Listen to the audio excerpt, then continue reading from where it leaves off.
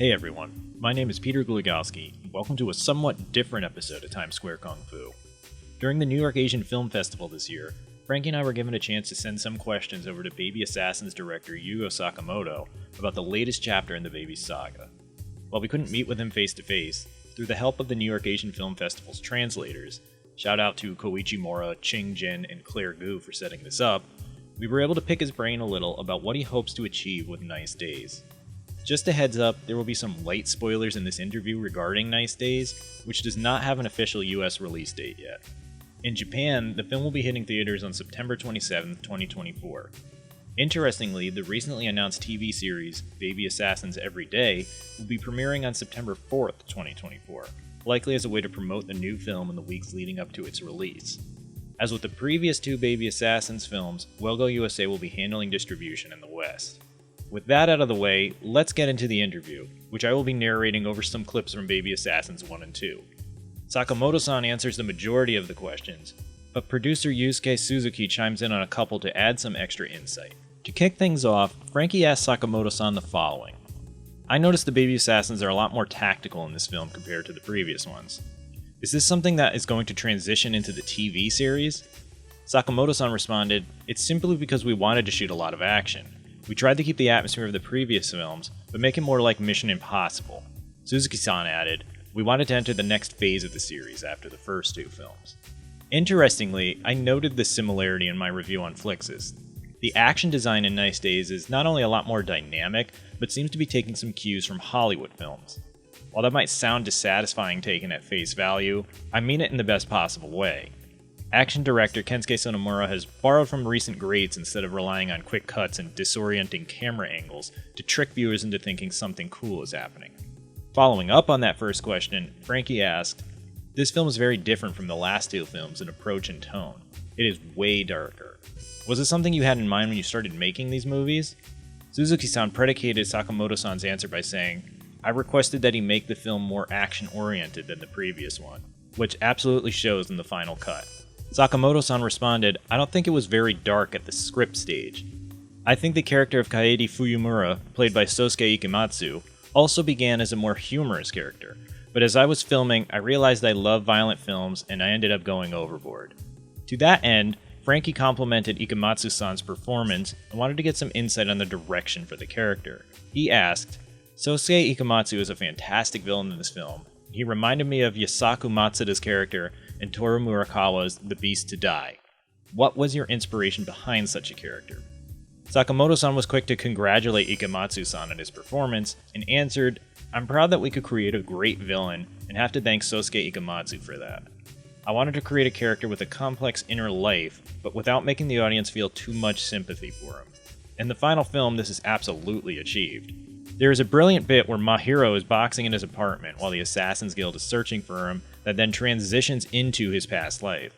It adds a layer of complexity to the antagonist that was missing in previous Baby Assassins films.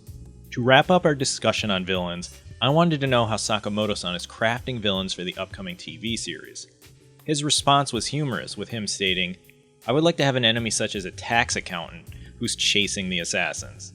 To me, that sounds like an incredible adversary.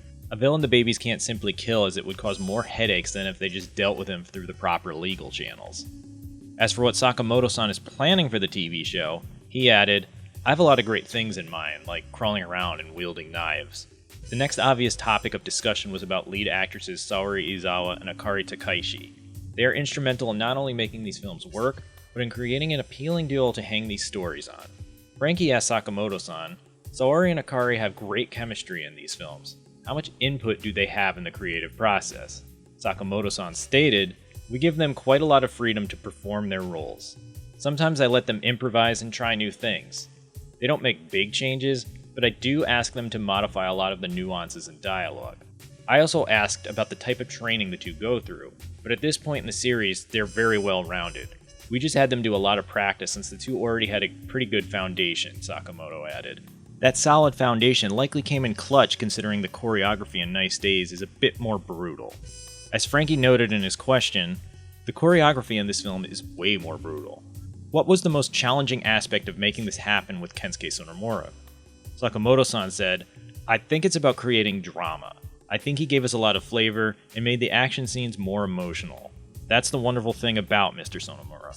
To wrap up our interview, Frankie and I felt it would be insightful to learn more about Yuga Sakamoto himself. We both wanted to know which films directly inspired the story and progression of Nice Days, to which Sakamoto-san said, "I would say Crayon Shinchan, Fierceness That Invites Storm, Yakuniku Road of Glory, and No Country for Old Men." Certainly an eclectic mixture of films, though the themes from both are readily present in the final cut. Frankie then inquired about what genres Sakamoto-san might like to tackle in the future. He asked, "You are a very experimental director with fascinating films such as Legendary Hitman Kunuoka and Yellow Dragon Village. Would you ever consider doing a full horror film? With Baby Assassin's Nice Days, the tension and look of the film almost feels like one." Sakamoto-san added, "I would like to try it someday because I really like thrillers, suspense, horror, and absurdity. Something without laughs. Something that will make everyone gasp." He's getting closer to that with Nice Days, which you'll see when the film gets a wide release. Since Frankie and I both have a background in video games, we couldn't leave this question out. Do you expect the Baby Assassins universe to be in other mediums, like video games? Because Hideo Kojima recently discovered the films and is a huge fan. Sakamoto-san stated, "It would be great to see an open-world game set in downtown Japan where an assassin is on a mission." To me, that sounds like something ripe for Ryuga Gotoku Studios to tackle. To cap off the interview, Frankie questioned which Japanese film Sakamoto-san would recommend. Baby Assassins is such a marvelous film, and you are one amazing director. What Japanese films will you recommend to people who love your movies? Sakamoto-san responded, "I would recommend the films Linda Linda Linda and Blue Spring. Both of them have a uniquely Japanese atmosphere." Thanks once again to the New York Asian Film Festival and director Yugo Sakamoto for taking the time to answer these questions for us. If you couldn't tell by now, Frankie and I are both big fans of Baby Assassins, and are eager to see where the series goes in the future.